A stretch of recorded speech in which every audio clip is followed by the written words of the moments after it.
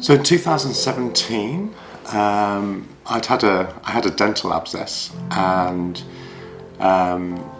so I had a few symptoms as a result of that, and I had it drained by the dentist, and I started to feel really unwell. So I went back to the dentist and said, "Hey, look, do you think it's related to the abscess that you've drained or whatever?" And he said, "Oh no, everything's good. You need to go and see a GP." And so I guess that was the first time that I'd realised that anything might be going on, because I'd noticed a couple of lymph nodes in the right side of my neck. So I did go and see my GP, and over the course of the next 6 months or so, we tried different things. Things weren't really improving, but it hadn't really got much worse. And it wasn't until perhaps to the back end of 2018 where I actually started getting other symptoms. Like I noticed that I was getting pain in my right ear. The lymph nodes had swollen significantly, and we weren't really getting anywhere. And at that point, my GP referred me to ORL, or the ENT specialist. I saw the consultant, and he was very quick to make a diagnosis, or what he thought was actually going on. And it was a bit of a shock to me at the time, I think. I wasn't expecting him to say, "Hey, I'm pretty sure that you've got a cancer on your tonsil." The diagnosis was confirmed from the biopsy about approximately a week later.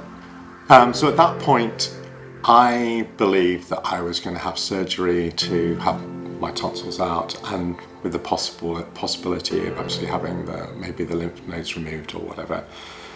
But having spoken to one of the consultants, it actually became apparent that it was inoperable, and that I actually had a stage 3 cancer, and it had gone from my tonsil all the way through, and I had actually wrapped around the jugular as well as through the base of tongue.